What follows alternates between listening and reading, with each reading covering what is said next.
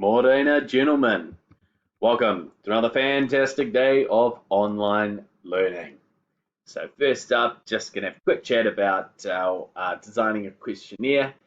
Well done to the 80% of you who have submitted this activity. I'll be marking that over the coming days. That does leave a balance of 20% of you who are yet to submit this activity. If you're having any issues with it, please absolutely do email me. But if it's just a case that you're catching up on a little bit of work, I can sympathise that that you might be very busy and you're juggling a few things. But just make sure that you get that to me in the coming day. Okay, so moving to consider secondary research. Now, secondary research, obviously different to primary research, refers to data that's gathered from existing sources. So it's not creating new data, it's not a new research activity per se, it's simply the business going out and finding information and data that already exists. Now, that existing data can be found both internal to the business, or it can be found externally to the business. So internal sources can be the accounting records that the business has, might be sort of the likes of sales trends, depending on different times of the year, just to give a bit of an insight into the seasonality of their products. Might reflect the stock records of the business, how that's changing over time, and what's on record. Could be in terms of the customer orders, who's buying how much and when and what types of products they're buying.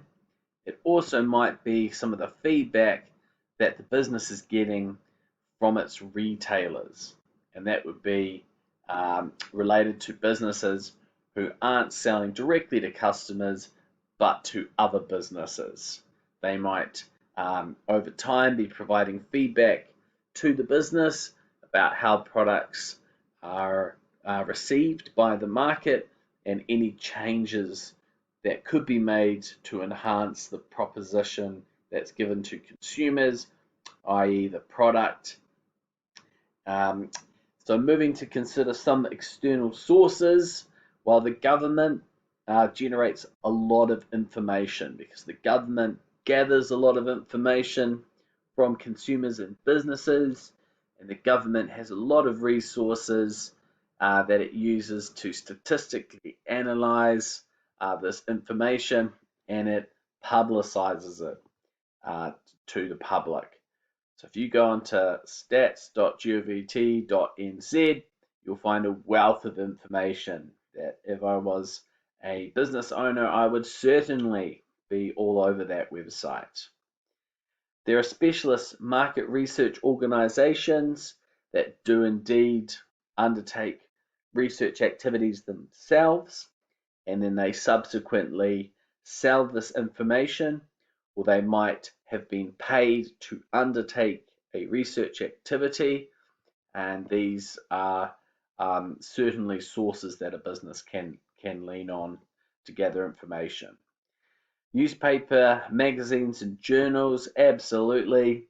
Our journalists themselves are researchers in nature, so looking at what's been published in certain magazines, whether they be magazines that are specific to an industry, such as Dairy NZ, or maybe a hunting and fishing magazine, if you're into selling hunting and fishing products.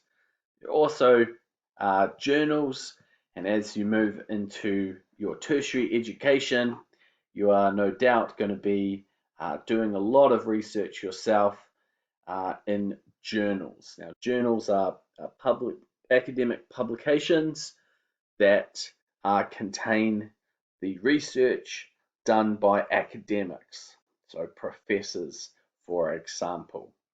So there's the New Zealand Law Journals, which your teacher spent a lot of time looking at, but it contained a wealth of research information. Trade organizations, associations.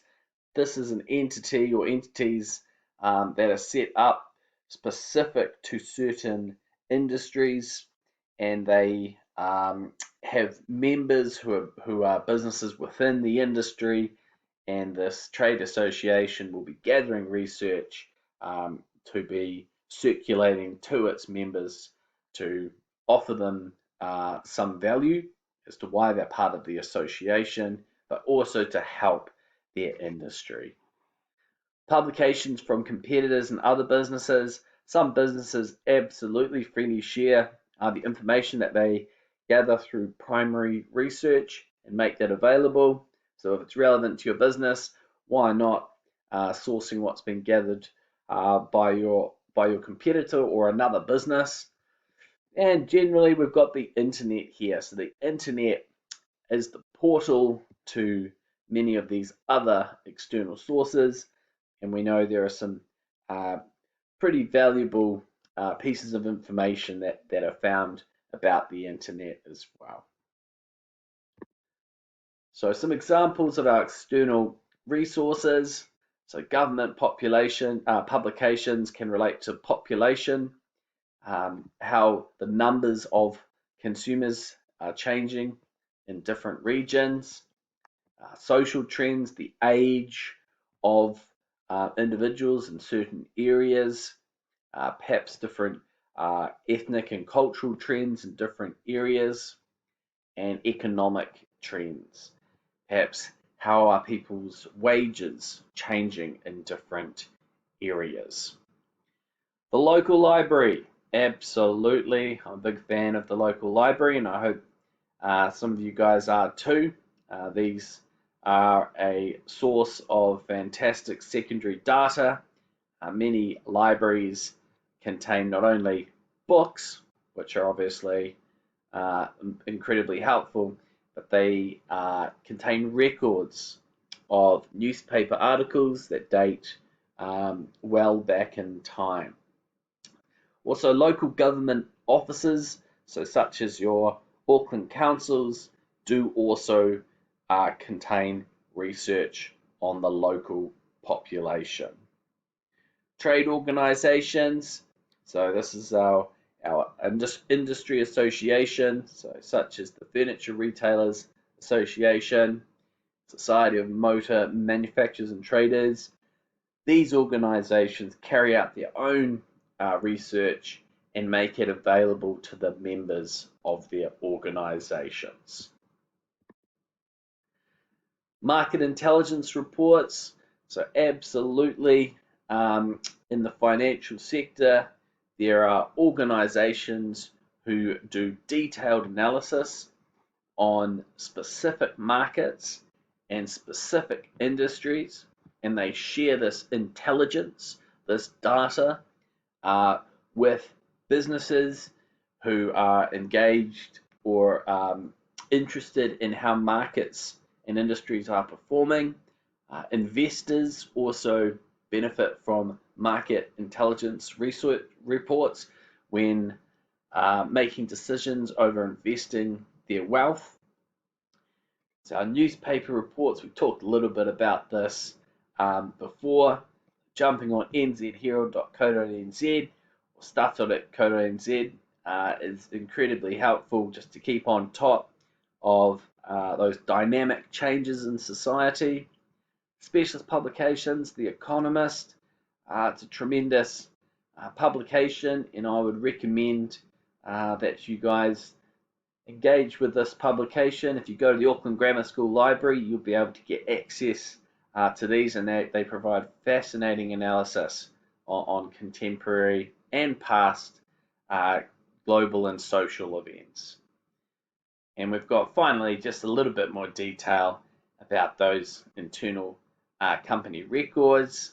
So customer feedback is an integral, is an essential piece of research for businesses to make decisions on their products and how they go about business, because you want to be absolutely pleasing the customer in terms of your product and your service and delivery and quality to them, and also guarantee claims.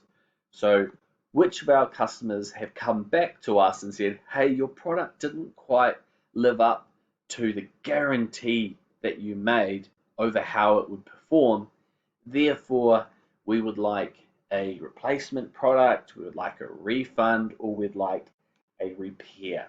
So the guarantee claims give us a good insight into how our product has been performing for customers. And finally, the advantages and disadvantages of secondary research. Well, it's quicker for the business to gather because this information already exists. It doesn't need to be created in the same way that primary research is created from scratch. It's generally cheaper for the business to gather. It's cheaper in terms of not needing to allocate your scarce labor resources to creating primary research, and also other financial costs of primary research are avoided. There are costs with some secondary research, such as going to a research company, a specialist research company, and getting their market intelligence. They'll charge you for it. But this is likely to be significantly cheaper than carrying out a primary research activity. The data that can be gathered through secondary research is likely to already have been scrutinized, to have been checked, to be fact-checked by other organizations. If it's fake news, then you're probably going to be aware of this in terms of some of the comments made online. So it's likely that data being online and in a high profile space in terms of its Google search, it's likely to have integrity, because if it's fake news, sure, Google will do something about it. Secondary research has a wider range of information, so you can gather a whole diverse and variety of information from secondary research, whilst if we're doing primary research, there's sort of a narrow focus. There's a limited scope of information that we can gather from primary research, but in terms of secondary research, it's much wider. Disadvantages of secondary research. Well done there, Mr. Horrocks. It may not be specific to the business's needs. So the business might be seeking to answer a question that nobody has answered in the past. So it's going to have to put a square peg in a round hole in terms of using the secondary research as best as it can, but it might not perfectly answer the question. The secondary research may be out of date as customers' needs, wants, and characteristics change. And that was an advantage of primary research, is that it's the voice and opinion of the existing market, whilst your secondary research and data might reflect a type of consumer that no longer exists due to changes in society. Thirdly, secondary research may require time of the business to collate and put in a form that's usable, because it might be gathering different pieces of information from a range of different areas and then needing to connect them together to tell a story. Finally, data may be misleading, because the original primary research activity that generated the secondary research may have had a methodology that might skew the data or filter out data that business didn't want to include in the research. But being secondary research, we might not know how that data was gathered and collated and analyzed. Therefore, we might get a misleading picture. Alrighty, today's activity, gentlemen, is to complete task 5, 8F on page 9 of the workbook. Additionally, I will be setting another test/practice activity later on today. I'm just going to test out whether or not you can use the Adobe Scan mobile app to create PDFs from written work. Kia kaha.